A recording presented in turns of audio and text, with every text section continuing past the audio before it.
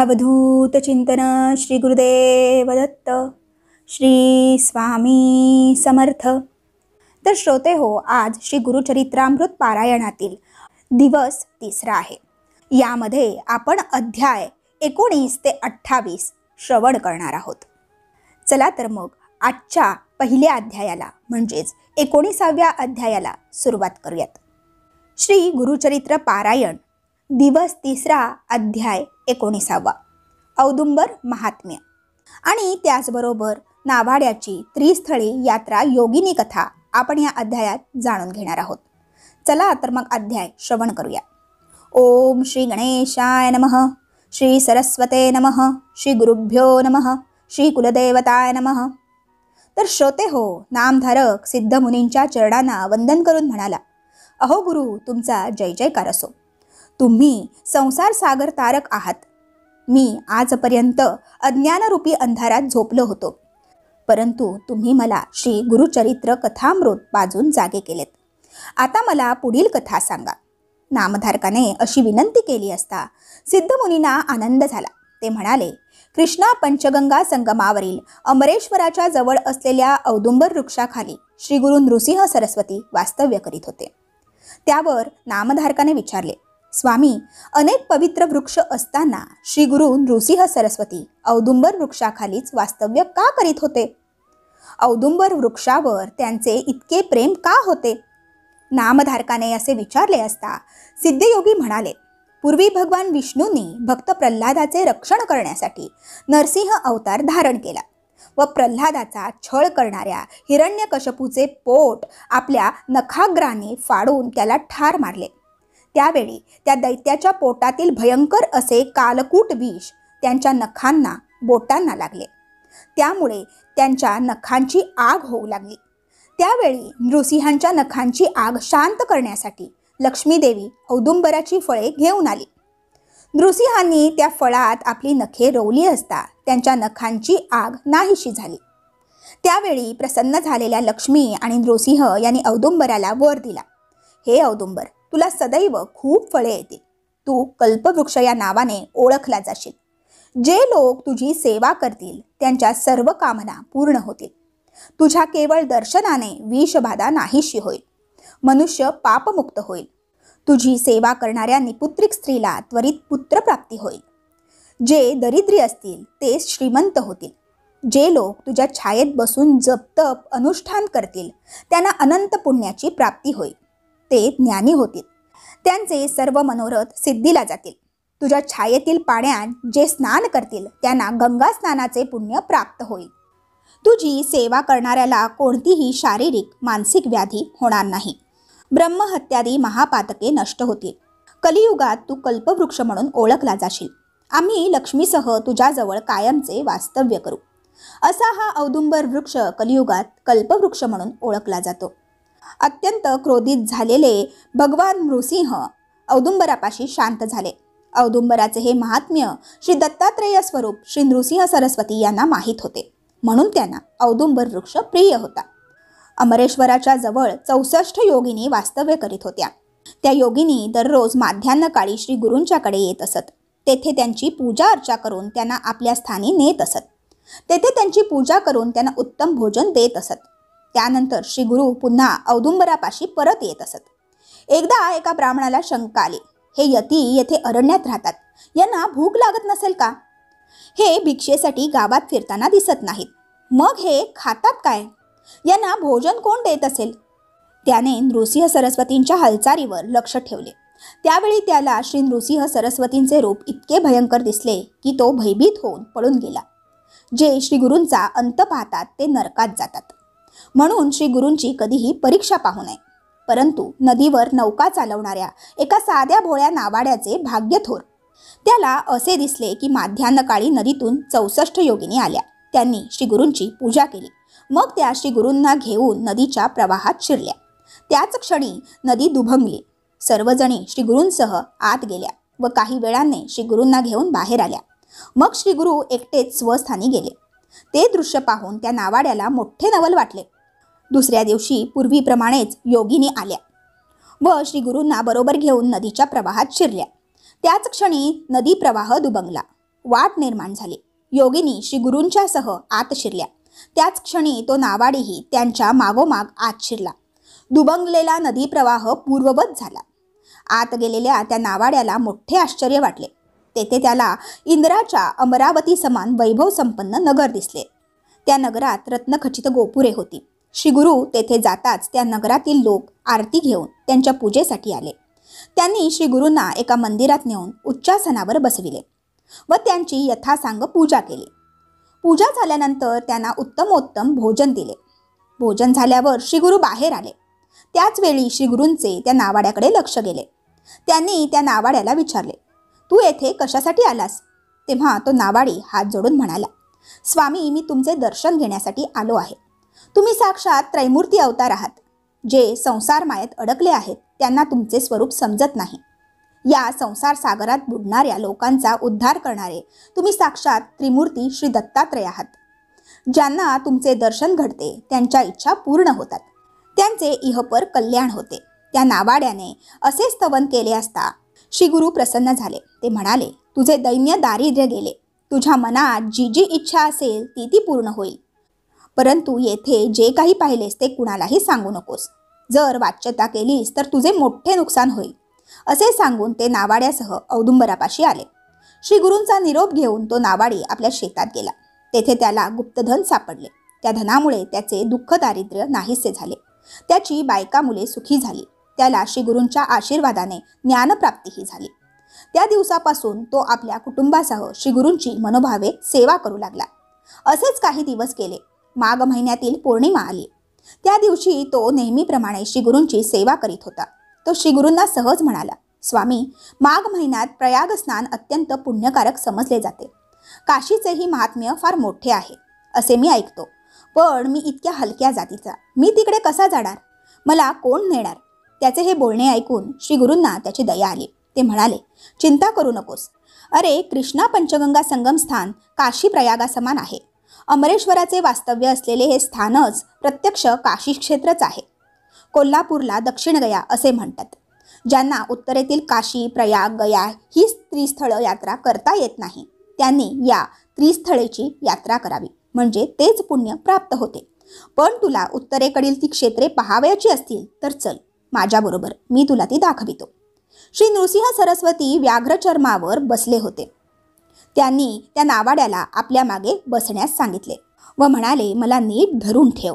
तो नावाडी व्यवस्थित बसला असता श्री गुरूंनी आपल्या दिव्य योग शक्तीने त्याला एका क्षणात प्रयाग क्षेत्री नेले. तेथे विश्वनाथाचे दर्शन घेऊन पुढच्या क्षणी गयेला स्नान व दर्शन करून क्षणार्धात मूळ मुक्कामी परत आले. त्या नावाड्याचे केवढे भाग्य! श्री गुरूंच्या कृपेने एका दिवसात त्याला त्रिस्थळी यात्रेचे पुण्य प्राप्त झाले. या घटनेने श्री गुरूंची कीर्ती सर्वत्र पसरली. मग त्यांनी औदुंबर क्षेत्र सोडून अन्यत्र जाण्याचे ठरविले. योगिनींना हे समजतात त्यांना अतिशय वाईट वाटले. त्यांनी श्री गुरूंना इथेच राहण्याचा आग्रह केला. तेव्हा दयाघन श्री गुरु त्यांना समजावीत म्हणाले, मी या औदुंबर क्षेत्रात सूक्ष्म रूपाने राहीन. स्थूल रूपाने मी अन्यत्र जाणार आहे. मी औदुंबरात अन्नपूर्णेला ठेवून जातो. तुम्ही येथेच राहा. हे स्थान गुरुस्थळ म्हणून प्रख्यात होईल. जे लोक येथे येऊन औदुंबराची, आमच्या पादुकांची व तुमची पूजा करतील त्यांच्या सर्व इच्छा पूर्ण होतील. येथे अन्नपूर्णा आहे. तिची नित्य पूजा केली असता चारी पुरुषार्थ पूर्ण होतील. येथे पापविनाशी तीर्थ, काम्यतीर्थ व सिद्ध वरद तीर्थ आहे. या तीर्थात 7 वेळा स्नान केले असता ब्रह्महत्यादी महापातके नष्ट होतील. 60 वर्षाच्या वांज स्त्रीला सुद्धा शतायुषी पुत्रप्राप्ती होईल. चंद्र सूर्यग्रहणाच्या दिवशी मकर संक्रांतीला व्यतिपादादी पर्वणी असताना येथे स्नान केले असता गंगेच्या तीरावर ब्राह्मणाला 1000 गायी दान केल्याचे पुण्य लाभेल. येथे भक्तिभावाने एक सत्पात्री ब्राह्मणाला भोजन दिल्यास कोटी ब्राह्मणांना भोजन दिल्याचे पुण्य प्राप्त होईल. येथील औदुंबर वृक्षाखाली पवित्र मनाने जप केल्यास त्याचे कोटीपट पुण्य लाभेल. येथे 11 रुद्रजप केले असता अतिरुद्र केल्याचे फळ प्राप्त होईल. 1,00,000 प्रदक्षिणा घातल्यास कुष्ठरोग नाहीसा होऊन देवासमान शरीरकांती प्राप्त होईल. अशा रीतीने 64 योगिनींना औदुंबर क्षेत्राचे महात्म्य सांगून श्री गुरु भीमातीरी वसलेल्या गाणगापुरास गेले. सिद्धमुनी नामधारकास म्हणाले, गुरु महात्म्य हे असे आहे. सरस्वती गंगाधर म्हणतात, कामधेनू समान असलेले हे श्री गुरुचरित्र भक्तिभावाने श्रवण करील त्याला चारी पुरुषार्थाची प्राप्ती होईल. त्याच्या घरी लक्ष्मीचे अखंड वास्तव्य राहील. त्याच्या सर्व इच्छा पूर्ण होतील. अशा रीतीने श्री गुरुचरित्रामृतातील औदुंबर महात्म्य नावाड्याची त्रिस्थळी यात्रायोगिनी कथा नावाचा अध्याय 19 येथेच समाप्त होतो. बोला अवधूत चिंतन श्री गुरुदेव दत्त. श्री स्वामी समर्थ. तर श्रोते हो, 19व्या अध्यायामध्ये आपण औदुंबराचं महात्म्य पाहिलं. तर आता 20व्या अध्यायामध्ये आपण ब्राह्मण स्त्रीची पिशाच्यबाधा कशी दूर झाली हे श्रवण करणार आहोत. चला तर मग 20वा अध्याय श्रवण करूयात. श्री गणेशाय नमः. श्री सरस्वते नमः. श्री गुरुभ्यो नमः. श्री कुलदेवताय नमः. तर श्रोते हो, नामधारकाने सिद्धमुनींना विचारले, महाराज, श्री गुरु नृसिंह सरस्वती योगिनींना आशीर्वाद देऊन गाणगापुरास गेले, तरी ते गुप्त रूपाने औदुंबर क्षेत्री राहिले असे तुम्ही सांगितले. त्याचा प्रत्यक्ष अनुभव कधी आणि कोणाला आला? श्री गुरु गाणगापुरास गेल्यानंतर पुढे काय झाले ते मला सविस्तर सांगा. मला ते ऐकण्याची फार इच्छा आहे. नामधारकाने असे विचारले असता सिद्धमुनींना फार आनंद झाला. ते म्हणाले, नामधारका, औदुंबराचे महात्म्य किती सांगावे. आजपर्यंत अनेक चमत्कार झाले आहेत. ते सगळे सांगणे शक्य नाही, पण त्यातील एक मोठा अद्भुत चमत्कार सांगतो. तो तू लक्षपूर्वक ऐक. शिरोळ नावाच्या गावात गंगाधर नावाचा एक ब्राह्मण होता. त्याची पत्नी शांत आणि सरळ स्वभावाची होती. कशास काही त्यांना कमी नव्हते. परंतु त्यांना एक मोठे दुःख होते. त्यांना झालेला मुलगा जगत नसे. एक पिशाच्य त्यांना झालेल्या मुलाला मारून टाकत असे. त्यांना 5 पुत्र झाले, पण त्यातील कोणीही जगला नाही.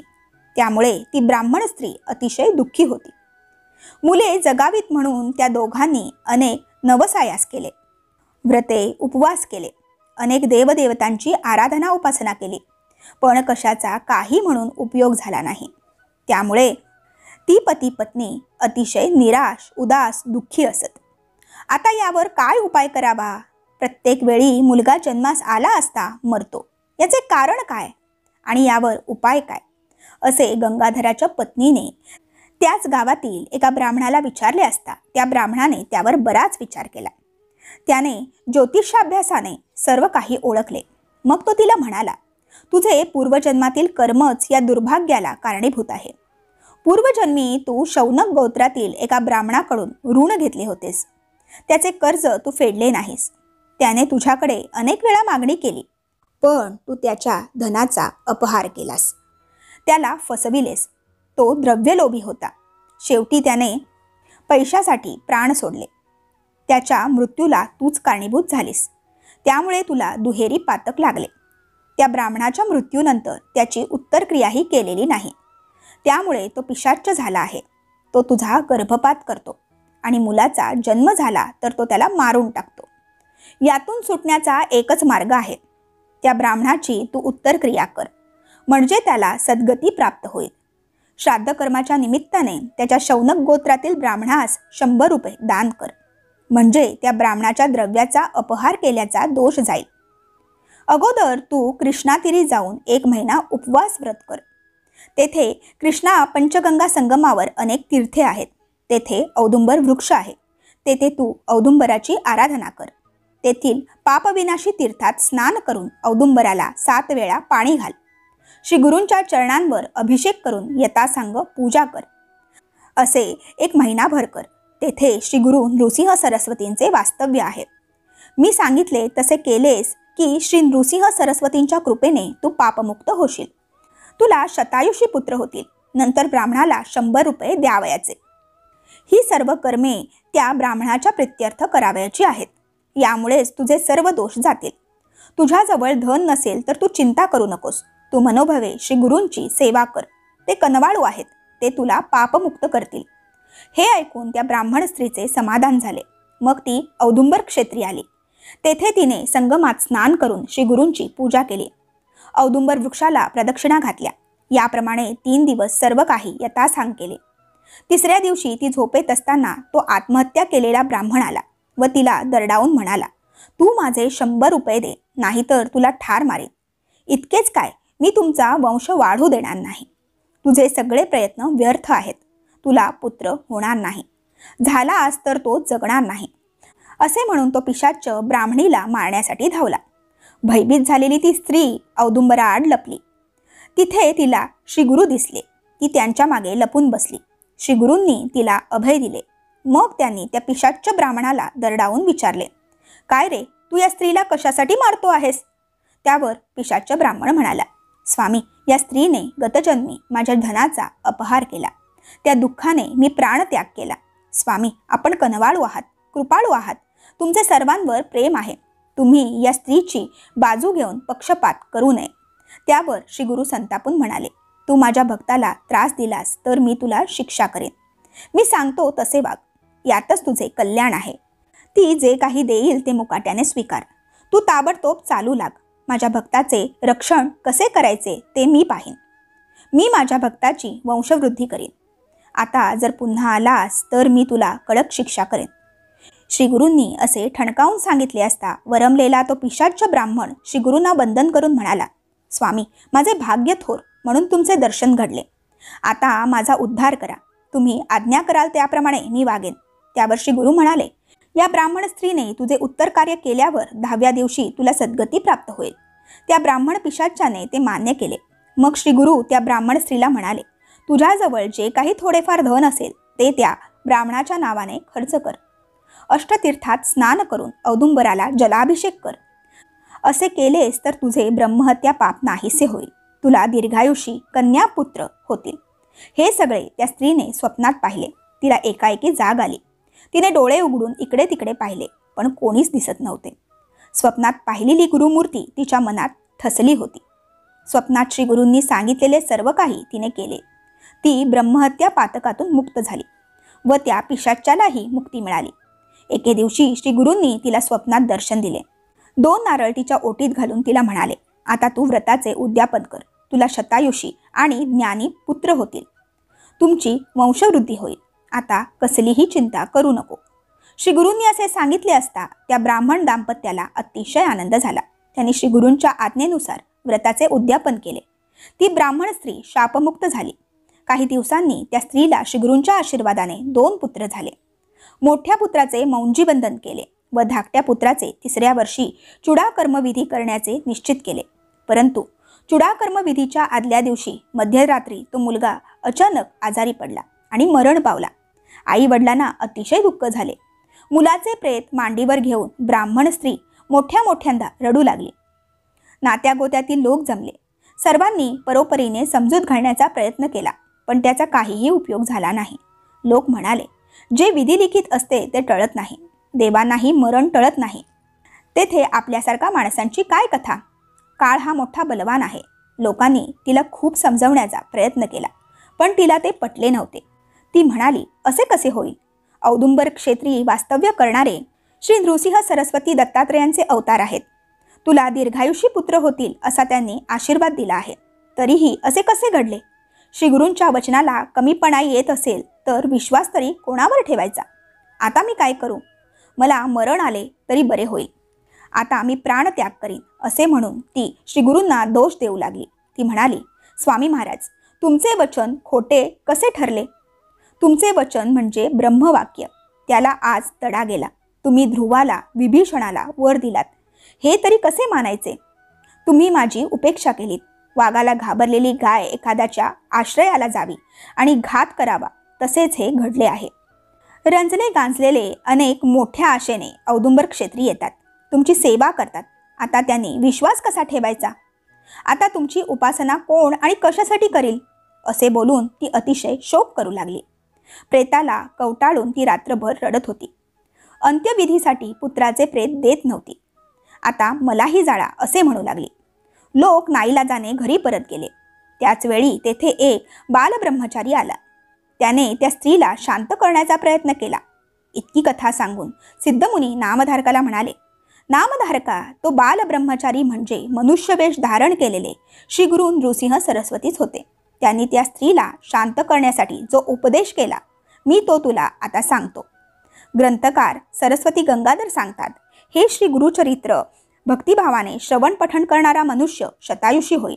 या ग्रंथाचे परमश्रद्धेने श्रवण करणाऱ्याला कोणतीही शारीरिक व्याधी होणार नाही. झाली असल्यास ती तात्काळ नाहीशी होईल. हे माझे शब्द माना. अशा रीतीने श्री गुरुचरित्रामृतातील ब्राह्मण स्त्रीची पिशाच्य बाधा दूर केली नावाचा अध्याय 20 येथेच समाप्त होतो. बोला अवधूत चिंतन श्री गुरुदेव दत्त. श्री स्वामी समर्थ. तर श्रोते हो, आपण आता 20व्या अध्यायात ऐकलं की ब्राह्मण स्त्रीची पिशाच्य बाधा कशी दूर झाली. तर आता आपण 21व्या अध्यायात ऐकणार आहोत मृत बालक सजीव केला. चला तर मग 21वा अध्याय श्रवण करूयात. ओम श्री गणेशाय नमः. श्री सरस्वते नमः. श्री गुरुभ्यो नमः. श्री कुलदेवताय नमः. तर श्रोते हो, सिद्धयोगी नामधारकाला म्हणाले. नामधारका त्या ब्रह्मचार्याने त्या मेलेल्या मुलाच्या आईची विचारपूस केली व तिचे सांत्वन करीत म्हणाले, हे बाई, तू विनाकारण शोक का करीत आहेस? मला सांग, या जगात कोणी चिरंजीव झाला का? जो जन्मास आला त्याचा मृत्यू अटळ आहे. हा संसार म्हणजे पाण्यावरील बुडबुडा आहे. हा देह पृथ्वी, आग, तेज, वायू व आकाश या पंचमहाभूतांपासून बनलेला आहे. ही पंचमहाभूते विलग झाली की या देहाचा नाश होतो. त्या पंचमहाभूतांचे गुण मायापाशांची माणसाच्या ठिकाणी भ्रम निर्माण करतात. त्यामुळे पुत्र, मित्र, पत्नी इत्यादी विषयी आसक्ती निर्माण करतात. ते गुण 3 आहेत. ते म्हणजे सत्व, रज व तमोगुण. सत्वगुणाने देव, रजोगुणामुळे मनुष्य व तमोगुणामुळे दैत्य निर्माण होतात. या गुणांनुसार कर्मे घडत असतात. कर्म चांगले वाईट जसे असेल त्यानुसार त्याचे फळ मिळते. गुणांनुसार इंद्रियांच्या भोगाची वासना प्रबळ ठरते व सुखदुःख भोग पुढे येतात. पूर्वकर्मानुसार प्राणी जन्मास येतात व देह प्रारब्ध भोगतात. कल्पवर्षे आयुष्य असणाऱ्या देव ऋषींनाही अंत असतो. मग मनुष्याची काय कथा? देहावस्था सतत बदलत असते. जन्म, बालपण, तारुण्य, वार्धक्य व शेवटी मृत्यू हे सर्व अटळ असते. मृत्यूनंतर जीवात्मा पुन्हा नवीन देह धारण करतो. हे जन्म मरणाचे चक्र सतत चालू असते. जे ज्ञानी असतात ते जन्म मृत्यूचे दुःख मानित नाहीत. जन्मास येणाऱ्या प्रत्येकाची ललाट रेषा ब्रह्मदेवाने लिहून ठेवलेली असते. प्रत्येकाचे जे पूर्वार्जित असते त्यानुसार प्रत्येकाला तशी गती प्राप्त होते. म्हणून कोणी बालपणी मरतो तर कोणी म्हातारपणी. स्वप्नात दिसलेले धन जसे खरे मानता येत नाही त्याप्रमाणे देहादिकांची खात्री करता येत नाही. आजपर्यंत तू कोणकोणत्या योनीत जन्म घेतला हे तुला सांगता येईल का?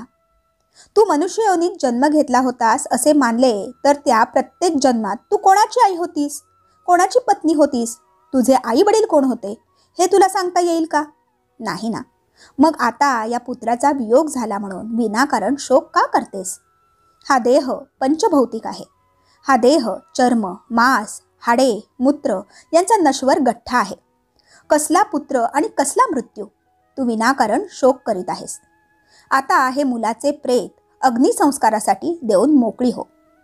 ब्रह्मचार्याने असे परोपरीने समजाविले असता ती ब्राह्मण स्त्री म्हणाली, स्वामी, तुम्ही जो मला उपदेश केला तो मला पटतो, पण तरीही माझ्या मनाचे पूर्ण समाधान होत नाही. प्रारब्ध हेच जर अटळ असेल तर परमेश्वराची भक्ती कशासाठी करावयाची? परिसाच्या स्पर्शाने लोखंडाचे सोने नाही झाले असे कधी घडते का? मी भाग्यहीन दुर्दैवी म्हणून श्री गुरूंना शरण गेले. त्यांनी मला अभय दिले. मी त्यावर विश्वास ठेवला. ताप आला तर मनुष्य वैद्याकडे जाऊन औषध घेतो. श्री नृसिंह सरस्वती त्रैमूर्तीचा अवतार आहेत. त्यांनी मला वर दिला. तो असत्य कसा ठरेल? मी त्यांच्या वचनांवर पूर्ण विश्वास ठेवला. असे असतानाही मला पुत्रवियोगाचे दुःख का भोगावे लागत आहे? श्री गुरूंचे वचन खोटे ठरले. आता मी कोणावर विश्वास ठेवू? त्यापेक्षा मरणे बरे. आता मी प्राणत्याग करते. त्या ब्राह्मण स्त्रीचा प्राणत्यागाचा अटळ निश्चय पाहून ब्रह्मचारी तिला म्हणाला, आता तुझा निश्चय ठाम असेल तर मी तुला सांगतो तसे कर. तू श्री गुरूंच्या वचनावर विश्वास ठेवलास. तुला पूर्णायुषी पुत्र झाला, पण त्याला मृत्यू आला. म्हणून तू श्री गुरूंकडे जा आणि जिथे तुला वर मिळाला त्या कृष्णा पंचगंगा तीरावरील औदुंबराखाली मुलाचे प्रेत ठेव व तेथे प्राणत्याग कर. ब्रह्मचार्याने असे सांगितले असता त्या ब्राह्मण स्त्रीला पटले. मग ती मुलाचे प्रेत पोटाशी बांधून औदुंबराजवळ गेली. तिने पुत्राचे प्रेत गुरुपादुकांजवळ ठेवले. तिचा पतीही तिच्याबरोबर होता. ती स्त्री गुरुपादुकांवर डोके आपटून आक्रोश करू लागली. लोकांनी पुत्राचे प्रेत अंत्यसंस्कारासाठी मागितले, पण रात्र झाली तरी ती प्रेत देण्यास तयार होईना. आता या निर्जन जागी रात्री थांबणे योग्य नाही. प्रेताला दुर्गंधी सुटली की ही बाई प्रेत आपल्याकडे देण्यास तयार होईल. आता आपण घरी जाऊ व उद्या सकाळी येऊ, असे म्हणून सर्व लोक आपापल्या घरी गेले. इकडे आक्रोश करणाऱ्या त्या स्त्रीला तिसऱ्या प्रहरी ग्लानी आली व त्याच स्थितीत तिला झोप लागली. झोपेत असताना तिला स्वप्न पडले. स्वप्नात तिला एक जटाधारी योगी दिसले. त्यांनी सर्वांगाला भस्म लावले होते. व्याघ्रचर्म परिधान केले होते. त्यांच्या गळ्यात रुद्राक्ष माळा होत्या. हातात त्रिशूळ होते. असे ते योगी औदुंबराजवळ आले व त्या शोकाकुल स्त्रीला म्हणाले, तू आम्हाला दोष देऊन विनाकारण शोक का बरे करीत आहेस? तुझ्या मुलाला काय झाले आहे? मी आत्ताच त्याच्यावर उपाय करतो. असे बोलून त्यांनी त्या मुलाच्या सर्वांगाला भस्म लावले. मुलाचे तोंड उघडून त्यात प्राणवायूचा संचार केला. आता तुझा पुत्र जिवंत होईल असे आश्वासन दिले. हे स्वप्न पाहून तिला अचानक जाग आली. ध्यानी मनी असे ते स्वप्नी दिसे असे मनाशी म्हणत ती आश्चर्यचकित झाली. मुलाच्या प्रेताकडे पाहून ती पुन्हा रडू लागली. आपले दैवच खोटे. तेथे देवाला दोष देण्यात काय अर्थ आहे? श्री गुरूंना तरी दोष का बरे द्यायचा? असा विचार करीत तिने मुलाच्या प्रेताकडे पाहिले. ते मूल हालचाल करीत होते असे तिला दिसले. तिने प्रेताला हात लावला तो ते गरम लागले. त्या प्रेतात जीव आला आणि तो मुलगा उठून आपल्या आईला बिलगला. त्या आईला ही भूताटकी तर नाही ना असे क्षणभर वाटले, पण तसे काही नव्हते. तो मुलगा खरोखरच जिवंत झाला होता. त्या बाईने अत्यानंदाने त्या मुलाला छातीशी घट्ट धरले. तिला एकाएकी प्रेमपान्ना फुटला. ती मुलाला स्तनपान देऊ लागली. तिने आपल्या पतीला जागे केले. आपला मुलगा जिवंत झालेला पाहून त्याला अतिशय आनंद झाला. ही सर्व श्री नृसिंह सरस्वतींची अगाध लीला याची त्याला खात्री पटली. मग त्या पती पत्नीने स्नान करून औदुंबरास प्रदक्षिणा घातल्या. श्री गुरूंचे अनेक परीने स्तवन करून क्षमा याचना केली. श्री गुरूंच्या पादुकांची यथासांग पूजा करून भक्तिभावाने श्री गुरूंचे स्तवन केले. त्याच वेळी गावातील ब्राह्मण मुलाच्या प्रेतावर अंत्यसंस्कार करण्यासाठी तेथे आले. मुलगा जिवंत झालेला पाहून सर्वांना आश्चर्य वाटले. सर्वांनी श्री गुरूंचा जय जयकार केला. मग त्या ब्राह्मण पती पत्नींचे तेथे ब्राह्मण भोजन घालून मोठा आनंदोत्सव केला. ही कथा सांगून सिद्धयोगी नामधारकास म्हणाले, नामधारका, औदुंबर क्षेत्र महिमा कसा आहे याची एक कथा मी तुला सांगितली. अशा अनेक कथा आहेत. औदुंबर तळी श्री गुरूंचे कायमचे वास्तव्य असते. तेथे जाऊन श्री गुरूंची सेवा केली असता सर्व इच्छा पूर्ण होतात. याचा अनुभव अनेकांनी घेतला आहे. श्री गुरूंची चरणपूजा केली असता वंद्य स्त्रीला पुत्र संतान लाभते. दरिद्री माणसाला लक्ष्मी प्राप्ती होते. रोगी माणसाला आरोग्य लाभते. कधीही अपमृत्यू येत नाही. श्री गुरूंची भावभक्तीने पूजा केली असता सर्व मनोकामना पूर्ण होतात. जो कुष्ठरोगी असेल त्याने श्री गुरुचरणांची पूजा केली असता शरीर सुवर्ण होते. याविषयी संदेह बाळगू नये. श्री गुरुचरण पादुकांची पूजा केली असता हृदयविकार, गंडमाळा, अपस्मार इत्यादी दोष नाहीसे होतात. मंदमती, बहिरा, मुका, पंगू, रक्तपितीग्रस्त यांनी औदुंबराची सेवा केली असता सर्व दोष जातात. चतुर्विध पुरुषार्थाची प्राप्ती होते. श्री गुरूंचे वास्तव्य असलेला औदुंबर म्हणजे या कलियुगातील कल्पवृक्षच होय. नामधारका, श्री गुरु नृसिंह सरस्वतींचा महिमा किती सांगावा. सरस्वती गंगाधर म्हणतात, श्री गुरुचरित्र म्हणजे प्रत्यक्ष कामधेनूच आहे. त्यांचे भक्तिपूर्वक श्रवण पठण केले असता सर्व इच्छा पूर्ण होतात. अशा रीतीने श्री गुरुचरित्रामृतातील मृत बालक सजीव केला नावाचा अध्याय 21 येथे समाप्त होतो. बोला अवधूत चिंतन श्री गुरुदेव दत्त. श्री स्वामी समर्थ. तर श्रोते हो, आता आपण पुढे श्री गुरुचरित्रामृतातील अध्याय 22 वांज म्हैस दुभती झाली हा अध्याय श्रवण करणार आहोत. चला तर मग अध्यायाला सुरुवात करूयात. ओम श्री गणेशाय नमः. श्री सरस्वते नमः. श्री गुरुभ्यो नमः. श्री कुलदेवताय नमः. तर श्रोते हो, नामधारक शिष्य सिद्धमुनींच्या चरणांना वंदन करून म्हणाला, अहो योगेश्वर मुनिवर्या, तुमचा जय जयकार असो. तुम्ही खरोखर भवसागर तारक आहात. अज्ञानरूपी अंधार दूर करणारी तुम्ही दिव्य ज्योती आहात. तुमचे चरणस्पर्श होताच मला ज्ञानप्राप्ती झाली. माझे मन परमार्थाकडे वळले आहे. कामधेनू समान श्री गुरुचरित्र तुमच्या मुखातून मला ऐकावयास मिळत आहे. हे माझे केवढे भाग्य.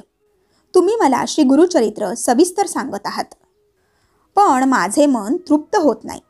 आणखी ऐकण्याची मला तीव्र इच्छा आहे. श्री नृसिंह सरस्वती गाणगापुरास आले असे तुम्ही सांगितले, पण पुढे काय झाले ते मला सविस्तर सांगण्याची कृपा करा. नामधारकाची ही इच्छा ऐकून सिद्धमुनींना अतिशय आनंद झाला. ते नामधारकाचे कौतुक करीत म्हणाले, नामधारका, तू खरोखर धन्य आहेस. या जगात तू पूज्य होशील. तू मला जो प्रश्न विचारलास त्यामुळे माझ्या मनाला परमसंतोष झाला आहे. तुला श्री गुरुचरित्र सांगताना मला अतिशय आनंद होत आहे. श्री गुरु नृसिंह सरस्वती गाणगापुरास आल्यानंतर भीमा अमरजा संगमावर गुप्तपणे राहू लागले. त्या संगमावर अश्वत्थ वृक्ष आहे. ते स्थान वरदभूमी म्हणून प्रसिद्ध आहे. तो संगम प्रयाग समान असून तेथे अष्टतीर्थे आहेत. त्या तीर्थाचे महात्म्य अपार आहे. त्याविषयी मी तुला नंतर सांगेन. तीर्थमहिमा प्रकट व्हावा व भक्तजनांचा उद्धार व्हावा यासाठी श्री गुरूंनी तेथे वास्तव्य केले. सूर्याची किरणे झाकून राहत नाहीत, त्याप्रमाणे श्री गुरु तेथे गुप्तपणे राहत होते, तरी यांची ख्याती सर्वत्र झालीच. श्री गुरु माध्यान्हकाळी भिक्षेच्या निमित्ताने गाणगापुरात जात असत. ते गाव अग्रहार होते. त्या गावात वेदज्ञ ब्राह्मणांची 100 घरे होती. राजाकडून त्यांना जमिनी मिळाल्या होत्या, त्यामुळे सगळे ब्राह्मण तसे सुखासमाधानात होते. त्या गाणगापुरात एक दरिद्री ब्राह्मण होता. त्याच्या पत्नीचे नाव पतिव्रता असे होते. ती नावाप्रमाणेच मोठी पतिपरायण साध्वी होती. तो ब्राह्मण 4 घरी भिक्षा मागून आपले व आपल्या पत्नीचे पोट भरत असे. त्या ब्राह्मणाच्या घरी एक म्हैस होती, पण ती भाकड होती. ती दूध देत नसत, त्यामुळे तिला वेसण घातले होते. गावातील लोक दगडमाती आणण्यासाठी तिला भाड्याने नेत असत. त्यापासून त्या ब्राह्मणाला 4 पैसे मिळत असत. श्री गुरु भिक्षा मागण्यासाठी गाणगापुरात जात असत.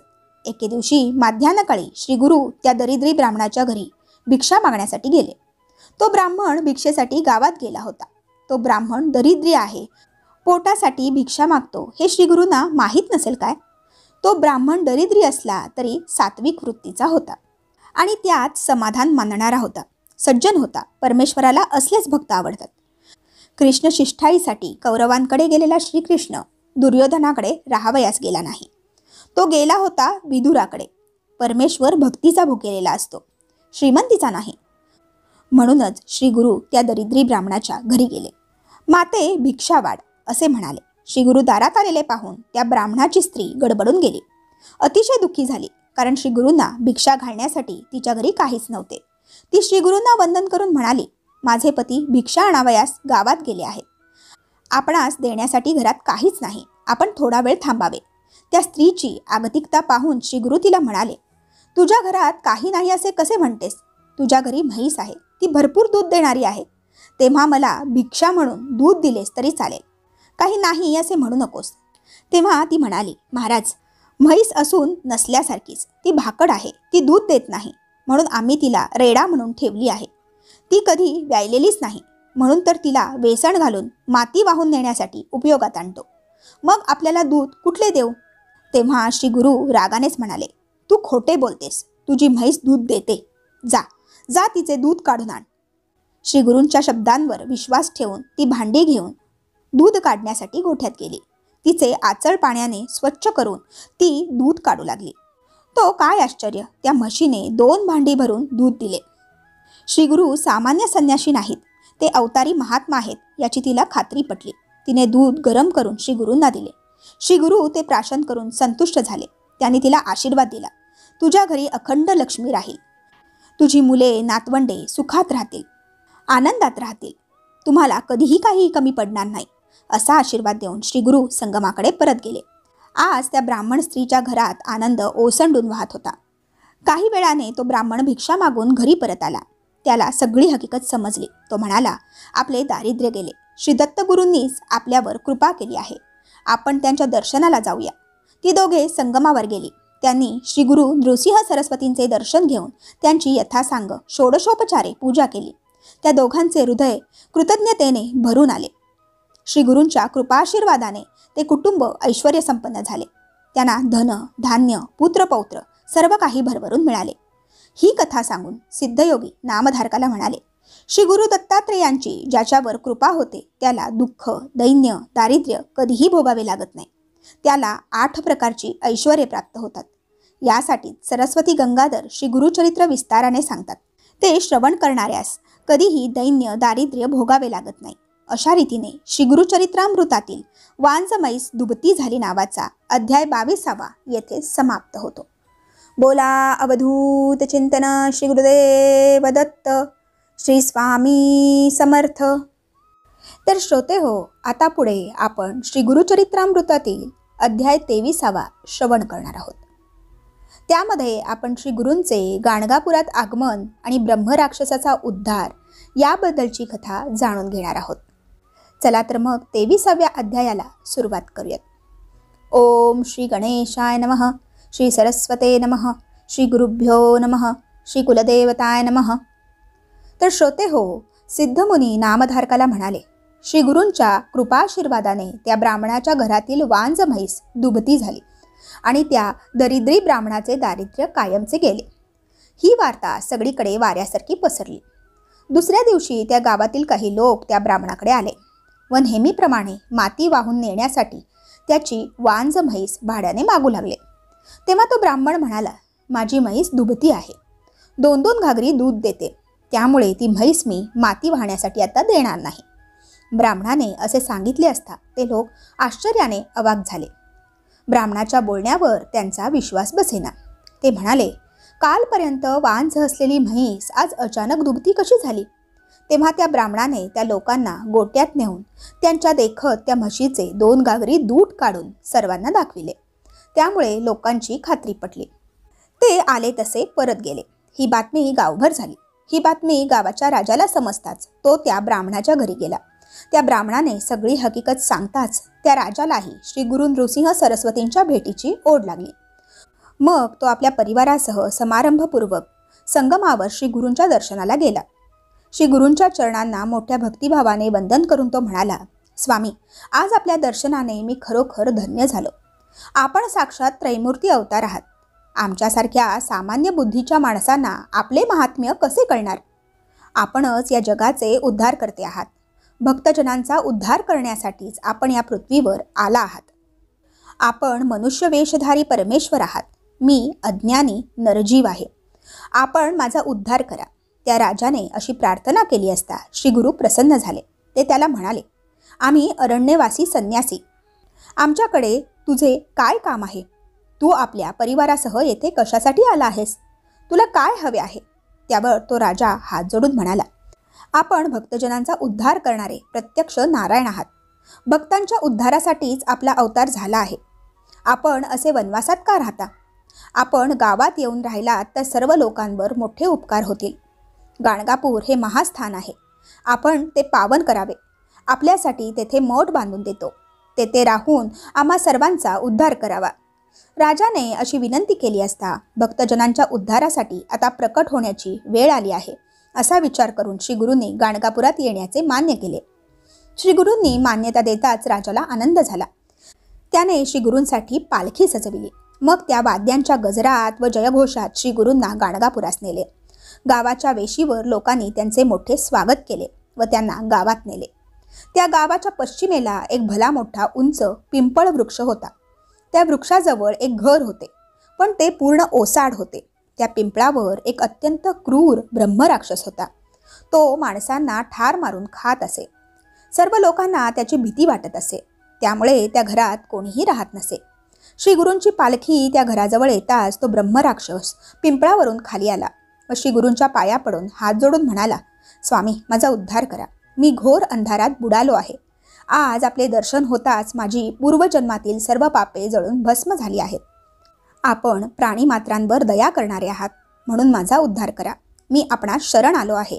श्री गुरूंनी त्याची आर्तता ओळखली. त्यांनी मस्तकावर वरदहस्त ठेवला. त्याच क्षणी त्याला मनुष्यरूप प्राप्त झाले. त्याने श्री गुरूंच्या चरणांवर लोळण घेतली. श्री गुरु त्याला म्हणाले, तू ताबडतोब संगमावर जा व तेथे स्नान कर. तू मुक्त होशील. तुला पुनर्जन्म मिळणार नाही. श्री गुरूंनी असे सांगताच तो ब्रह्मराक्षस भीमा अमरजा संगमावर गेला. तेथे स्नान करताच तो मुक्त झाला. हा चमत्कार पाहून आश्चर्यचकित झालेले लोक म्हणाले, अहो, आपल्या गाणगापुरात आलेले स्वामी साक्षात त्रैमूर्ती ब्रह्मा विष्णू महेश आहेत. आपले भाग्य थोर, म्हणूनच त्यांचे चरण दर्शन लाभले. राजाने गाणगापुरात श्री गुरूंसाठी सुंदर मठ बांधून दिला. श्री गुरु त्या मठात राहू लागले. राजा दररोज मोठ्या भक्तिभावाने यथासांग पूजा अर्चा करीत असे. श्री गुरु नित्यनेमाने रोज अनुष्ठानासाठी संगमावर जात असत व माध्यान्हकाळी मठात परत येत असत. कधी कधी तो राजा श्री गुरूंना पालखीत बसून राजशाही थाटात संगमावर नेत असे व परत आणीत असे. वास्तविक श्री गुरूंना असल्या थाटामाटाची ऐश्वर्याची काहीच आवश्यकता नव्हती. पण तो राजा मोठा श्रद्धाळू व भाविक होता. श्री गुरूंचा भक्त होता. परमेश्वर भक्ताधीन असतो. म्हणूनच श्री गुरु राजाला समाधान वाटावे म्हणून त्याच्या इच्छेला मान देत असत. श्री गुरु मठात आल्यापासून त्यांची कीर्ती सर्वत्र होऊ लागली. त्यामुळे कुमसी नावाच्या गावात त्रिविक्रम भारती नावाचा एक वैदिक तपस्वी ब्राह्मण राहत होता.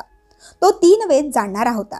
तो श्री नृसिंह सरस्वतींचा परमभक्त होता व तो नित्य नृसिंहांची मानसपूजा करीत असे. श्री गुरु नृसिंह सरस्वतींची कीर्ती त्याच्या कानावर आली. तो स्वतःशीच म्हणाला, हा गाणगापुरात आलेला संन्यासी मोठा दांभिक वाटतो. हा स्वतःला संन्यासी म्हणवितो आणि राजाच्या पालखीतून मिरवतो. याला काय म्हणावे? खऱ्या संन्याशाला या डामडौलाची पालखीची काय गरज? हा त्रिविक्रम भारती आपली निंदा करतो हे श्रीगुरूंनी अंतर्ज्ञानाने ओळखले. मग त्यांनी त्याला भेटण्याचे ठरविले. ही हकीकत सांगून सिद्धयोगी नामधारकाला म्हणाले, नामधारका, यानंतर एक अपूर्व कथा घडली. ती मी तुला सविस्तर सांगतो. ती तू एकाग्र चित्ताने ऐक. अशा रीतीने श्री गुरुचरित्रामृतातील श्री गुरूंचे गाणगापुरात आगमन, ब्रह्मराक्षसाचा उद्धार नावाचा अध्याय 23 येथे समाप्त होतो. बोला अवधूत चिंतन श्री गुरुदेव दत्त. श्री स्वामी समर्थ. तर श्रोते हो, आता आपण पुढे श्री गुरुचरित्रामृतातील अध्याय 24 जाणून घेणार आहोत. त्यामध्ये आपण त्रिविक्रम भारतीचा उद्धार याबद्दल कथा जाणून घेणार आहोत. चला तर मग या 24व्या अध्यायाचे श्रवण करूयात. ओम श्री गणेशाय नमः. श्री सरस्वते नमः. श्री गुरुभ्यो नमः. श्री कुलदेवताय नमः. तर श्रोते हो, नामधारक सिद्धमुनींना म्हणाला, त्रिविक्रम भारती श्री गुरु नृसिंह सरस्वतींची दांभिक संन्यासी अशी निंदा करीत होता. हे अंतर्ज्ञानाने श्री गुरूंना समजले. त्यानंतर काय झाले ते मला विस्तारपूर्वक सांगा.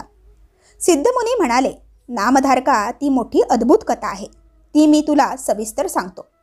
कुमसी गावाचा त्रिविक्रम भारती श्री गुरूंची दांभिक ढोंगी संन्यासी अशा शब्दात सतत निंदा करीत असे. सर्व जगाचे मन ओळखणाऱ्या श्री गुरूंना हे समजले. तेव्हा त्याला प्रत्यक्ष भेटून त्याच्या मनातील गैरसमज दूर करावा असे गुरूंनी ठरविले. ही गोष्ट त्याने राजाला सांगितली. तेव्हा राजाने त्यांच्या प्रवासाची तयारी केली. पालखी सजविली. हत्ती, घोडे, पायदळ शृंगारिले. श्री गुरु पालखीत बसले. मग वाद्यांच्या गजरात श्री गुरूंची स्वारी त्रिविक्रम भारतीला भेटण्यासाठी कुमसी गावाकडे निघाली. त्याच वेळी कुमसी गावात त्रिविक्रम भारती त्यांचे उपास्य दैवत नृसिंहांची मानसपूजा करीत होते. परंतु त्या दिवशी नृसिंहांची मूर्ती त्यांच्या डोळ्यापुढे येईना. त्याने डोळे मिटून खूप प्रयत्न केला, पण नृसिंहांची मूर्ती काही प्रकट होईना. आज असे का होत आहे हे त्यांना समजेना. ते निराश झाले. माझी आजपर्यंतची सगळी साधना व्यर्थ गेली अशा विचाराने ते अगदी निराश, उदास झाले. त्यांनी आपले डोळे उघडून समोर पाहिले. तो नदीवरून श्री गुरूंची पालखी येत असलेली त्यांना दिसली. त्यांना त्या पालखीत त्यांचे उपास्य दैवत असलेली नृसिंहांची मूर्ती दिसली. त्या पालखीबरोबर जे सैनिक होते ते सर्व श्री गुरूंसारखेच दंडधारी संन्यासी दिसत होते.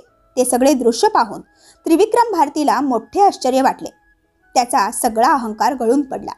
आपण पाहतो आहोत ते सत्य की भास त्याला काही समजेना. तो धावतच त्या पालखीजवळ गेला. पालखीत विराजमान असलेल्या नृसिंहाला आपल्या उपास्य दैवतेला साष्टांग नमस्कार घालून तो म्हणाला, महाराज, आपण मला नृसिंह रूपात दर्शन दिलेत. मी खरोखर धन्य झालो. आपण ब्रह्मा विष्णू महेश रूप आहात. अविद्या मायेने मी आपणास ओळखू शकलो नाही. आपले स्वरूप केवळ अचिंत्य आहे. चर्मचक्षूंनी ते ओळखता येणार नाही. आपणच खरोखर नृसिंह आहात. आता मला निजरूपात दर्शन देण्याची कृपा करा. त्रिविक्रम भारतीने अशी प्रार्थना केली असता श्री गुरु प्रसन्न झाले. त्यांनी आपली योगमाया आवरून निजरूप दाखविले. त्यावेळी श्री गुरु त्याला म्हणाले, तू आमची निंदा करतोस म्हणून आम्ही तुला भेटावयाला आलो. तू मानसपूजेत नृसिंह मूर्तीची पूजा करतोस. त्या नृसिंहाचे तुला दर्शन झाले ना? जे नृसिंह तेच आम्ही आहोत. आता आम्ही दांभिक आहोत का हे तूच ठरव. श्री गुरु असे म्हणाले असता त्रिविक्रम भारतीच्या मनातील संशय नाहीसा झाला. श्री नृसिंह सरस्वती व आपले उपास्य दैवत नृसिंह एकच आहेत. श्री गुरु हे चराचर व्यापक परमात्मा परमेश्वर आहेत याची त्याला खात्री पटली. मग तो श्री गुरूंना शरण गेला व त्यांचे स्तवन करू लागला. तो म्हणाला, स्वामी मला क्षमा करा. अविद्येमुळे मी आपले स्वरूप ओळखले नाही. आपण परमात्मा परमेश्वर आहात. आपण ज्याच्यावर कृपा कराल तो कळी काळालाही जिंकेल. आपण भवसागर तारक त्रैमूर्ती अवतार आहात. आज आपले चरण दर्शन झाल्याने मी धन्य झालो. आपण भक्तवत्सल कृपामूर्ती आहात. आता माझा उद्धार करा. मी आपणास शरण आलो आहे. माझा स्वीकार करा.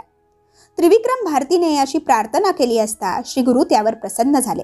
त्याच्या मस्तकावर वरदहस्त ठेवून म्हणाले, मी तुझ्यावर प्रसन्न झालो आहे. तुला सद्गती प्राप्त होईल. तुला आता पुनर्जन्म मिळणार नाही. असा वर देऊन श्री गुरु गाणगापुरास परत गेले. ही कथा सांगून सिद्धयोगी नामधारकाला म्हणाले, नामधारका, श्री गुरु महात्म्य हे असे आहे. त्रैमूर्ती अवतार असलेले श्री गुरु आपल्या भक्तांचा उद्धार करण्यासाठीच मनुष्य रूपाने राहिले होते. त्यांना जे मनुष्य म्हणतील ते सप्तजन्मपर्यंत नरकवास भोगतील. गुरु हाच ब्रह्मा, गुरु हाच विष्णू व गुरु हाच महेश्वर आहे.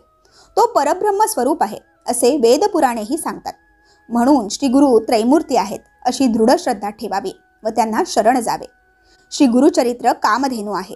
या कलियुगातील ती अमृताची पाणपोई आहे.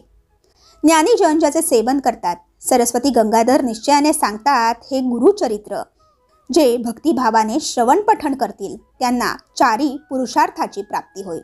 अशा रीतीने श्री गुरुचरित्रामृतातील त्रिविक्रम भारतीचा उद्धार नावाचा अध्याय 24 येथेच समाप्त होतो.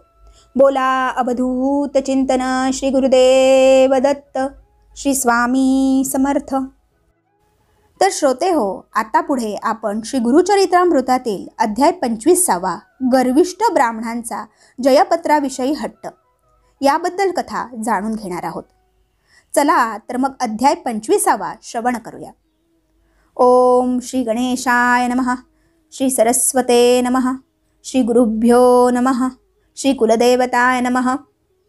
तर श्रोते हो, सिद्धमुनींचा जय जयकार करीत नामधारक म्हणाला, योगीराज, तुम्ही खरोखर संसार सागर तारक आहात.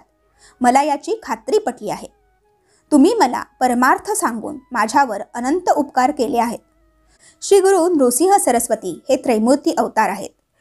जे लोक अज्ञानी असतात त्यांना ते सामान्य मनुष्य वाटतात, पण ज्ञानी लोकांना मात्र ते प्रत्यक्ष साक्षात परमेश्वर वाटतात.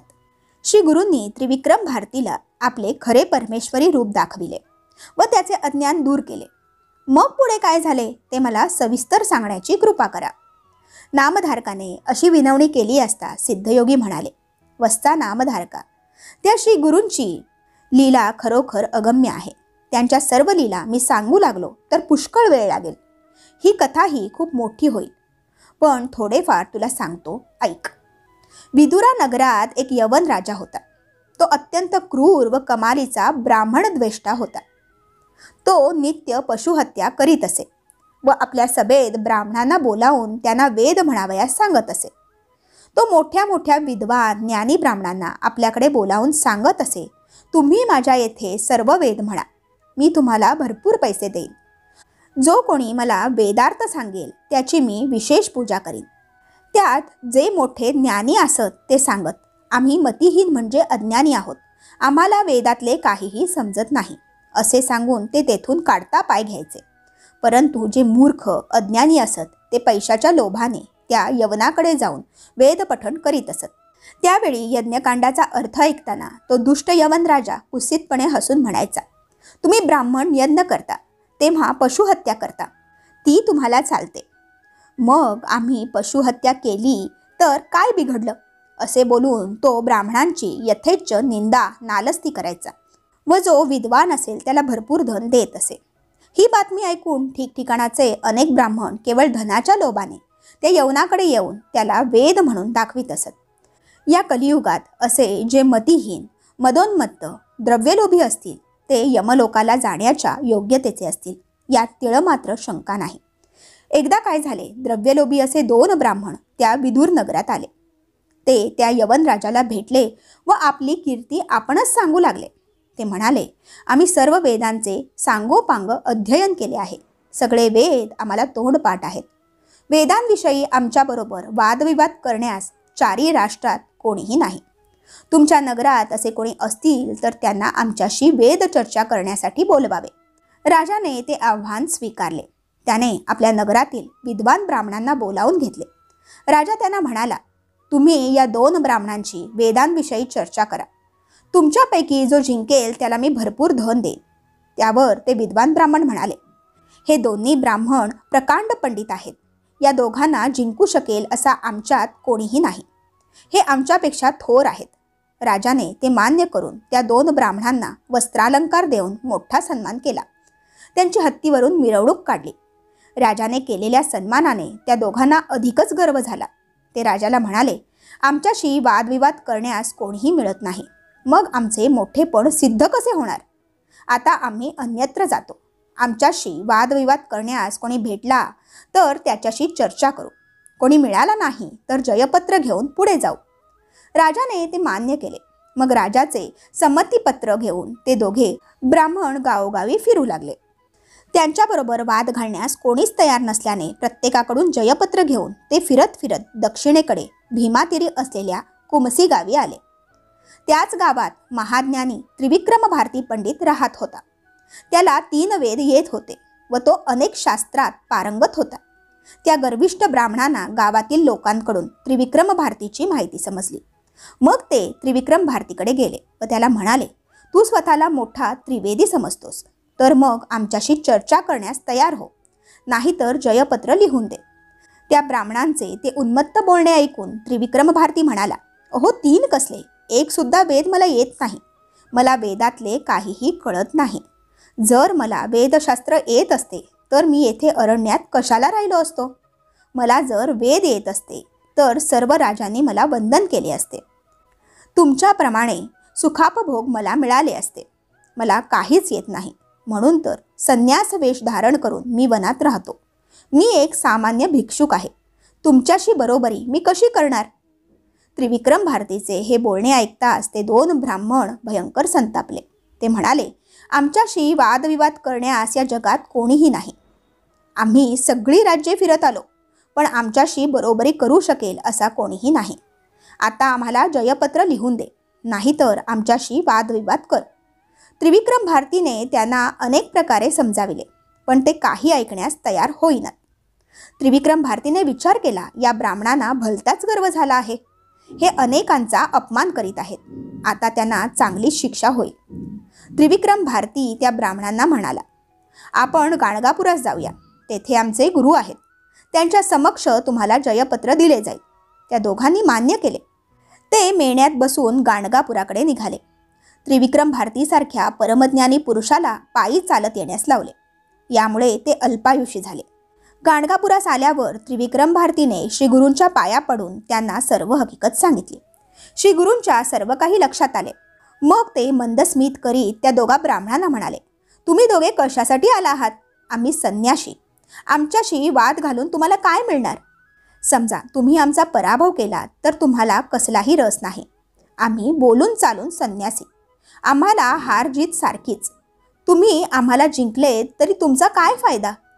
असे बोलून श्री गुरूंनी त्यांना परावृत्त करण्याचा प्रयत्न केला, पण पालथ्या घड्यावर पाणी.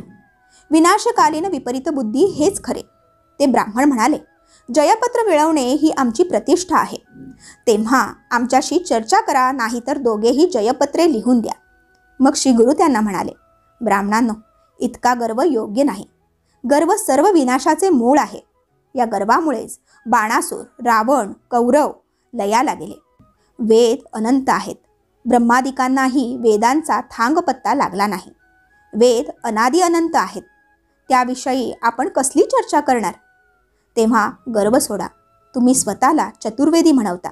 मग वेदांताविषयी तुम्हाला काय माहीत आहे? श्री गुरूंनी त्यांना परोपरीने समजवण्याचा प्रयत्न केला, पण त्याचा काहीही उपयोग झाला नाही. ते ब्राह्मण अत्यंत गर्वाने म्हणाले, आम्ही 3 वेदांचे सांगोपांग अध्ययन केले आहे. ही कथा सांगून सिद्धयोगी नामधारकास म्हणाले. नामधारका, त्या गर्विष्ठ ब्राह्मणांना श्री गुरूंनी काय उत्तर दिले ती मोठी अपूर्व कथा तुला सांगतो. ती एकाग्र चित्ताने ऐक. अशा रीतीने श्री गुरुचरित्रामृतातील गर्विष्ठ ब्राह्मणांचा जयपत्राविषयी हट्ट नावाचा अध्याय 25 येथे समाप्त होतो. बोला अवधूत चिंतन श्री गुरुदेव दत्त. श्री स्वामी समर्थ. तर श्रोते हो, आता श्री गुरुचरित्रामृतातील 26व्या अध्यायामध्ये आपण त्या गर्विष्ठ ब्राह्मणांचे पुढे काय झाले ते जाणून घेणार आहोत. चला तर मग श्री गुरुचरित्रामृतातील 26वा अध्याय श्रवण करूया. ओम श्री गणेशाय नमः. श्री सरस्वते नमः. श्री गुरुभ्यो नमः. श्री कुलदेवताय नमः. तर श्रोते हो, वेद अनादी अनंत आहेत. ब्रह्मदेवालाही त्यांचे पूर्ण ज्ञान नाही. म्हणून तुम्ही वृथा अभिमान बाळगू नका, गर्व करू नका, असे श्री गुरूंनी त्या गर्विष्ठ ब्राह्मणांना समजवण्याचा खूप प्रयत्न केला, पण त्याचा काही उपयोग झाला नाही. आम्ही 3 वेद जाणतो, असे ते गर्वाने पुन्हा पुन्हा बोलत होते. तेव्हा त्यांचा गर्व परिहार करण्यासाठी श्री गुरु त्या ब्राह्मणांना म्हणाले, नसत्या भ्रमात राहू नका. वेद अनंत आहेत. प्रत्यक्ष नारायणाचा अवतार असलेल्या व्यासांनी वेदांचे विभाजन केले, पण त्यांनाही वेदांचे पूर्ण ज्ञान नव्हते. त्या व्यासांचे पैल, वैशंपायन, जैमिनी व सुमंतू असे 4 मुख्य शिष्य होते. आम्ही सर्व वेदांचा अभ्यास करणार आहोत असे ते म्हणाले असता हे केवळ अशक्य आहे. अल्पपर्यंत आयुष्य लाभले तरी एका वेदाचेही अध्ययन पूर्ण होऊ शकणार नाही, असे ते म्हणाले. एकदा भारद्वाज ऋषी ब्रह्मदेवाकडे गेले आणि म्हणाले, मला ब्रह्मचर्याश्रमात सर्व वेद शिकण्याची इच्छा आहे. मला तसा वर द्या. तेव्हा ब्रह्मदेव म्हणाले, वेद अनंत आहेत. संपूर्ण वेद कसे शिकता येतील? मलाही वेदांचा थांगपत्ता लागलेला नाही. वेद किती आहेत याची तुला कल्पना नाही, म्हणून तू असे बोलतो आहेस. आता मी तुला वेद किती आहेत तेच दाखवतो. असे सांगून त्यांनी भारद्वाजांना अति उंच असे 3 पर्वत दाखविले व हे 3 पर्वत म्हणजेच 3 वेद आहेत असे सांगितले. त्या पर्वतप्राय 3 वेद राशी पाहून घाबरलेले भारद्वाज म्हणाले, मी इतके वेद कसे काय शिकणार? केवळ अशक्य आहे, असे बोलून ते ब्रह्मदेवांना शरण गेले. मग ब्रह्मदेवांनी त्यांना अध्ययनासाठी 3 मुठी भरून वेद दिले.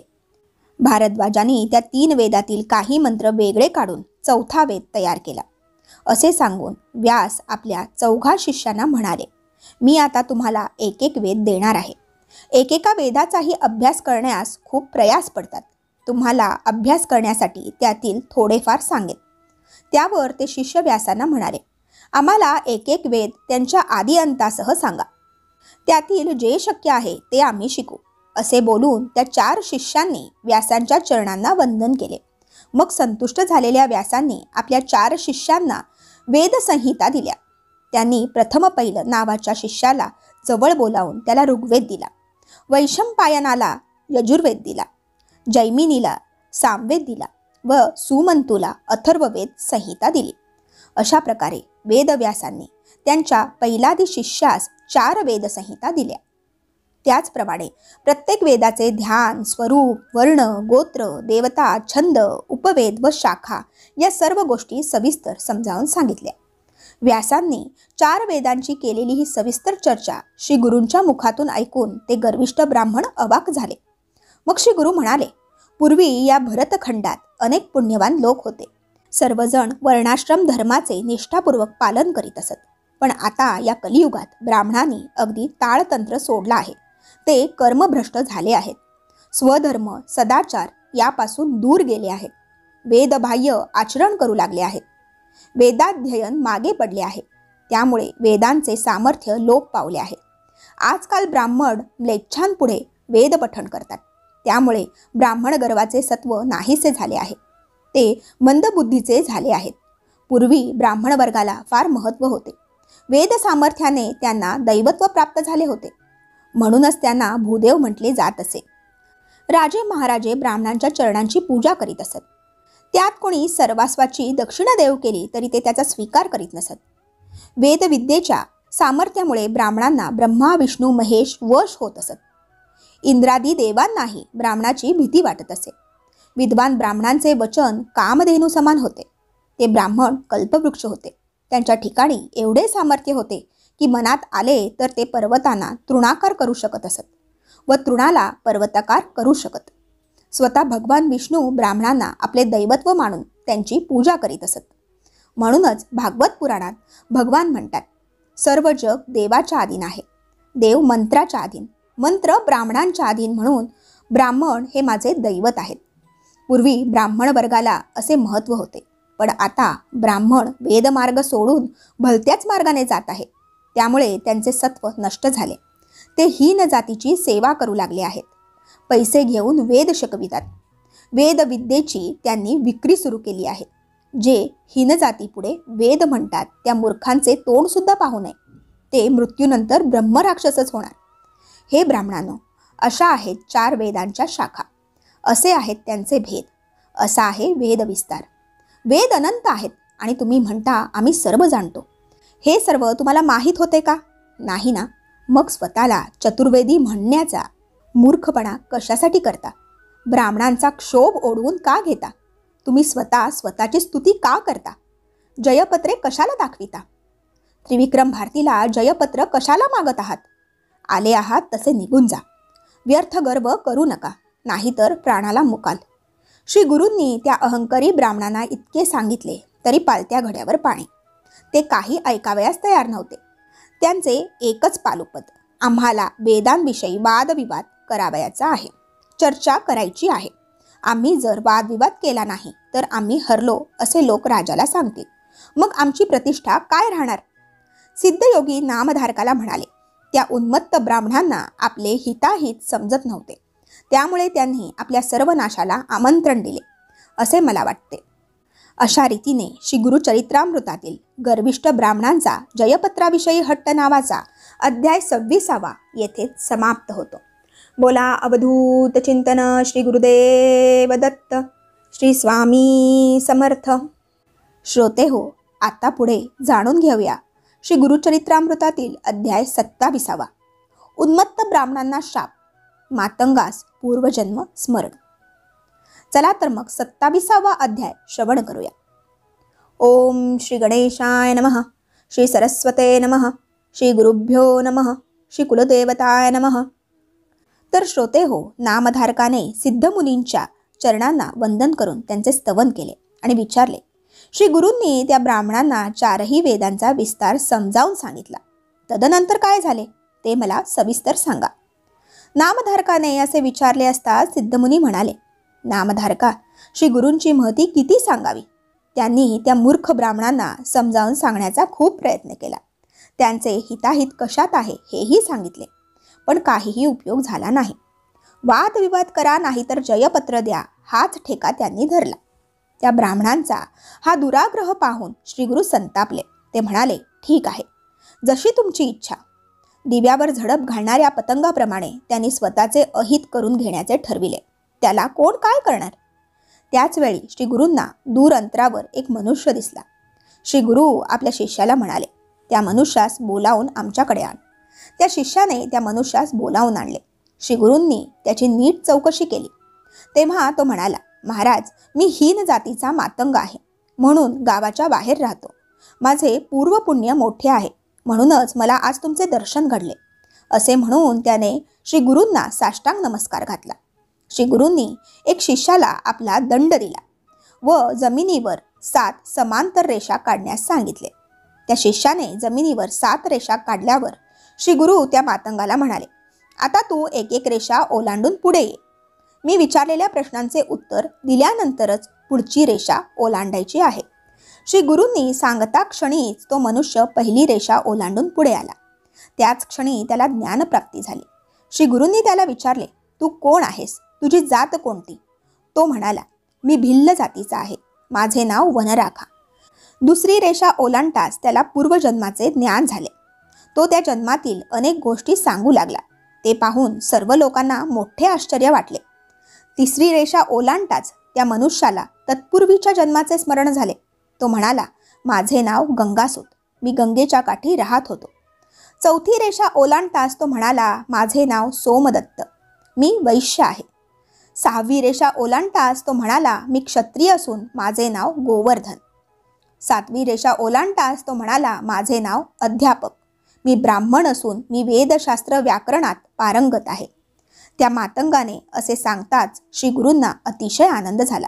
ते त्या मातंगाला म्हणाले, तू स्वतःला वेदशास्त्र पारंगत ब्राह्मण म्हणवितोस, तर आता एक काम कर, येथे हे 2 ब्राह्मण आले आहेत, त्यांच्याशी वेदांवर वादविवाद कर.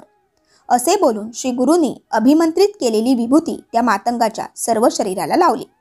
विभूतीचा स्पर्श होताच त्या मातंगाच्या ठिकाणी पूर्ण ज्ञानाचा उदय झाला. मानस सरोवरात बुडी मारताच कावळ्याचा राजहंस होतो, त्याप्रमाणे श्री गुरूंच्या हृदय स्पर्शाने तो मातंग परमज्ञानी झाला. तो खड्या आवाजात सुस्वरात वेदमंत्र म्हणू लागला. हा सगळा चमत्कार त्रैमूर्ती श्री नृसिंह सरस्वतींच्या दैवी सामर्थ्याचा. अज्ञानी लोक त्यांना सामान्य मनुष्य समजताच त्यांचा अंधपात होतो. त्या मातंगाचे ते सुस्वर वेदपठण ऐकताच वादविवादासाठी आलेले ते 2 गर्विष्ठ ब्राह्मण भयचकित झाले. त्यांना एक शब्दही बोलता येईना. त्यांच्या छातीत वेदना होऊ लागल्या. त्यांच्या शरीराचा थरकाप उडाला. सर्वांगाला घाम फुटला. त्यांनी स्वतःची निंदा करीत श्री गुरूंच्या चरणांवर लोळण घेतली. ते श्री गुरूंना म्हणाले, आम्ही अज्ञानी मूर्ख आहोत, आम्हाला वाचवा. आम्ही गृहद्रोही ब्राह्मणद्रोही आहोत. तुमचे स्वरूप आम्ही ओळखले नाही. तुम्ही साक्षात शिवशंकर आहात. तुम्ही कृपाळू आहात. आमच्यावर दया करा. आमच्या अपराधांची क्षमा करा. आमचा उद्धार करा. त्या ब्राह्मणांनी अशी विनवणी केली असता श्री गुरु म्हणाले, तुमच्या अपराधांना क्षमा नाही. तुम्ही मंदांध होऊन त्रिविक्रम भारतीला त्रास दिलात, त्यांचा अपमान केलात. अनेक ब्राह्मणांचा तुम्ही धिक्कार केलात. विद्येच्या गर्वाने उन्मत्त होऊन तुम्ही करू नयेत अशा अनेक वाईट गोष्टी केल्यात. आता भोगा आपल्या पापांची फळे. तुम्ही ब्रह्मराक्षस व्हाल. ही शापवाणी ऐकताच ते ब्राह्मण शोकाकुळ झाले. ते उशाप मागू लागले. त्यावर कृपामूर्ती श्री गुरु म्हणाले, तुम्ही 12 वर्षे ब्रह्मराक्षस व्हाल. तुम्हाला कृतकर्माचा पश्चाताप झाल्यामुळे तुम्ही शांत राहाल. पुढे तुम्हाला एक ब्राह्मण भेटेल. तेव्हा तुम्ही शुक्ल नारायण असा शब्द उच्चाराल. त्याच्या पुढील वाक्य तो तुम्हाला सांगेल. तेव्हाच तुमचा उद्धार होईल. आता तुम्ही नदीवर जा. श्री गुरूंनी असे सांगताच ते ब्राह्मण गावाबाहेर गेले. नदीच्या तीरावर जाताच त्यांची हृदयक्रिया बंद पडली व त्यांना मृत्यू आला. कृतकर्माचे फळ ज्याचे त्यानेच भोगावे लागते. त्या आत्मघातकी ब्राह्मणांना गुरुशापाने मृत्यू आला व ते ब्रह्मराक्षस झाले. ते ब्राह्मण निघून गेल्यावर त्या मातंगाचे काय झाले असे नामधारकाने विचारले असता सिद्धमुनी म्हणाले, श्री गुरूंनी ज्या मातंगाला 7 रेषा ओलांडण्यास लावल्या होत्या व त्याला त्याच्या मागील अनेक जन्मांचा अनुभव दिला होता, तो श्री गुरूंच्या पाया पडून म्हणाला, पूर्वजन्मी मी ब्राह्मण होतो. मग माझी अशी अधोगती का झाली? मी कोणते पाप केले होते ते मला सांगा. त्या मातंगाने अशी विनंती केली असता श्री गुरु त्याला त्याचा पूर्ववृत्तांत सांगू लागले. ग्रंथकार सरस्वती गंगाधर सांगतात, श्री गुरु चरित्रातील पुढील कथा जे श्रवण करतील ते महापातकी असले तरी ब्रह्मज्ञानी होतील.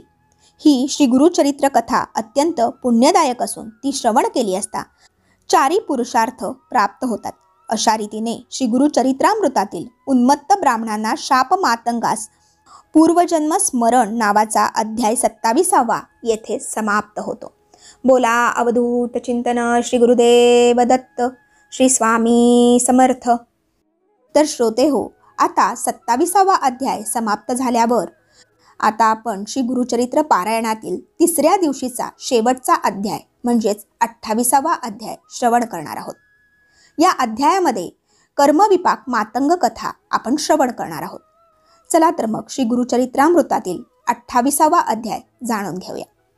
ओम श्री गणेशाय नमः. श्री सरस्वते नमः. श्री गुरुभ्यो नमः. श्री कुलदेवताय नमः.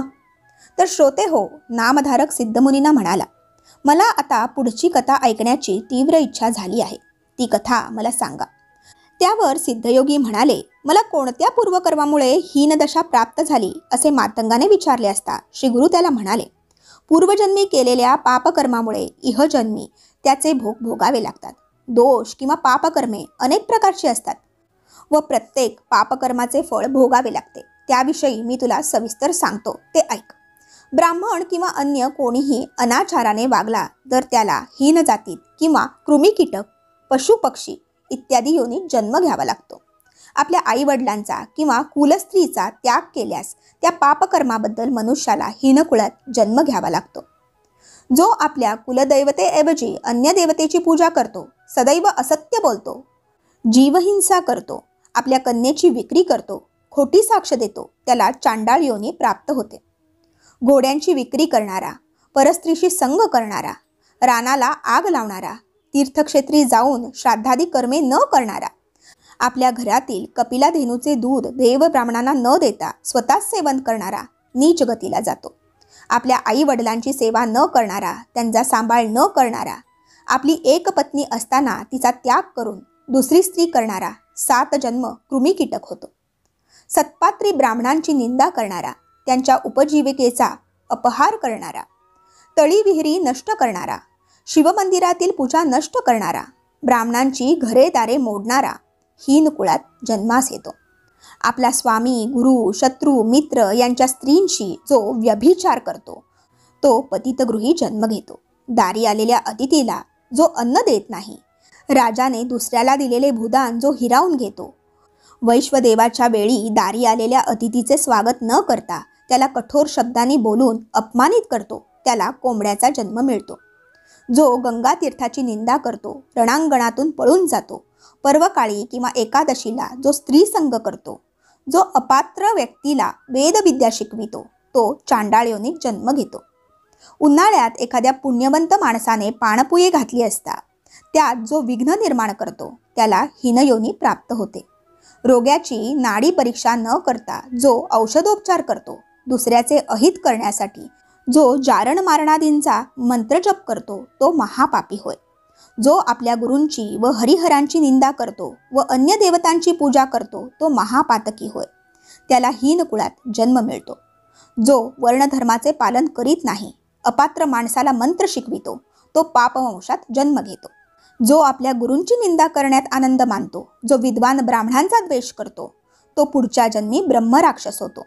जो आपल्या गुरूंची पूजा करतो व त्याच वेळी दुसऱ्या देवाची व दुसऱ्या गुरूंची निंदा करतो त्याला अपस्मार रोग होतो व त्याला दारिद्र्य दुःख भोगावे लागते. जो आपल्या आईवडिलांचा त्याग करून वेगळा राहतो तो महारोगी होतो. जो दुसऱ्यांचे उणे दुणे 4 चौघात बोलून दाखवितो तो हृदयरोगी होतो. जो आपल्या स्त्रीचा गर्भपात करतो तो निपुत्रिक होतो. त्याला पुत्र झालास तर तो जगत नाही. जो वेदशास्त्र पुराणांचे श्रवण पठण करीत नाही तो बहिरा अंध होऊन जन्मास येतो. जो पापी माणसांची मैत्री करतो त्याला गाढवाचा जन्म मिळतो. पापी माणसाकडून औषध घेतो तो हरिण होतो. ब्रह्महत्या करणारा क्षयरोगी होतो. मद्यपान करणाऱ्याचे दात काळे होतात. सुवर्ण चोरी करणाऱ्याला नखे कुजण्याचा रोग होतो. गुरु स्त्रीकडे जो वाईट नजरेने पाहतो तो कुष्ठरोगी होऊन जन्मास येतो. दुसऱ्याच्या सेवकाला फूस लावून पळवितो त्याला सदैव तुरुंगवास भोगावा लागतो. जो परस्त्रीची चोरी करतो तो जन्मतःच मंदबुद्धीचा होतो. शेवटी तो नरकात जातो. सापांना ठार मारणारा सर्पयोनीत जन्मास येतो. अशी अनेक पापकर्मे आहेत व त्यांची फळे भोगावी लागतात. आता चौर्यकर्माबद्दल सांगतो. सुवर्ण चोरी करणाऱ्यास परमारोग होतो. पुस्तकाची चोरी करणारा अंध होतो. वस्त्र चोरी करणारा दमेकरी होतो. सार्वजनिक संपत्तीचा अपहार करणाऱ्याला गंडमाळ रोग होतो. दमेकऱ्याची चोरी करणाऱ्यास तुरुंगवास भोगावा लागतो असे ब्रह्मांड पुराणात सांगितले आहे. परद्रव्याची किंवा दुसऱ्याला मिळालेल्या वस्तूची चोरी करणारा निपुत्रिक होतो. अन्न चोरी करणाऱ्यास पानथरी रोग होतो. धान्यादींची चोरी करणाऱ्याच्या शरीराला जन्मताच दुर्गंध येतो. परस्त्री, परवस्तू किंवा ब्राह्मणांचे द्रव्य चोरणाऱ्याला ब्रह्मराक्षसाचा जन्म मिळतो. पाने, फुले, फळे चोरणाऱ्यास खरूज रोग होतो. कांस्य, ताम्र, लोह, कापूस, मीठ यांची चोरी करणाऱ्याला श्वेतकुष्ठ रोग होतो. देवद्रव्याचा अपहार करणारा, देवकार्याचा नाश करणारा, अभक्ष भक्षण करणारा पंडुरोगी होतो. दुसऱ्याचे भूमिगत धन चोरणाऱ्याला सदैव शोक करावा लागतो. धेनुधनाची चोरी करणाऱ्याला उंटाचा जन्म मिळतो. दुसऱ्यांच्या घरची भांडीकुंडी चोरणारा मनुष्य कावळा होतो. मधाची चोरी करणारा बेघर होतो. श्री गुरु त्या पतिताला म्हणाले, या सर्व चौर्यकर्माबद्दल ते जन्म घ्यावे लागतात. आता व्यभिचारासंबंधी महाभारताच्या शांती पर्वात श्री व्यासांनी काय सांगितले आहे ते सांगतो, ऐक. परस्त्रीला आलिंगन दिल्यास 100 जन्म श्वान योनीत जन्म घ्यावा लागतो. त्यानंतर सर्पयोनीत जन्म घ्यावा लागतो. परस्त्रीची योनी पाहणारा जन्मांध होतो. भावाच्या पत्नीशी संग करणाऱ्याला गाढवाचा जन्म मिळतो. त्यानंतर त्याला सर्पयोनीत जन्म घ्यावा लागतो व शेवटी तो नरकात जातो. मित्राची पत्नी माते समान असते. तिच्याशी संग करणारा श्वानयोनीत जन्मास येतो. परस्त्रीचे मुखावलोकन करू नये ते वाईट बुद्धीने करणारा नेत्ररोगी होतो. हीनजातीच्या स्त्रीशी व्यभिचार करणारा श्वानयोनीत जन्म घेतो. श्री गुरूंचे हे निरूपण शांतचित्ताने ऐकत असलेल्या त्रिविक्रम भारतींनी विचारले, स्वामी, आपण सांगितलेले पापकर्म एखाद्याच्या हातून एकदाच घडले तर ते पाप कशाने नष्ट होते? त्यावर श्री गुरु म्हणाले, केलेल्या पापकर्माचा पश्चाताप झाला तर त्या कर्माचे पाप लागत नाही. मोठ्या पापकर्माची मनाला बोचणी लागल्यास त्याला प्रायश्चित आहे. त्यासाठी ब्रह्मदंड द्यावा, सालंकृत गोदान करावे. ते शक्य नसेल तर यथाशक्ती द्रव्यदान करावे. केवळ अजाणतेपणे पाप घडल्यास प्रायश्चिताने शुद्धी होते. अशा वेळी गुरु सेवा केल्यास गुरु निवारण करेल. 200 प्राणायाम व पुण्यतीर्थार्थ 10 वेळा स्नान केल्यास पापाचा नाश होतो. त्याचप्रमाणे 3 गुंजा सुवर्णदान करावे. 2 योजनेपर्यंत नदी तीराने तीर्थयात्रा करावी. पती आणि पत्नी यापैकी कोणी एकाने पाप केले असेल तर दोघांनी प्रायश्चित्त घ्यावे. त्याचप्रमाणे गायत्रीचा 10,000 जप करावा.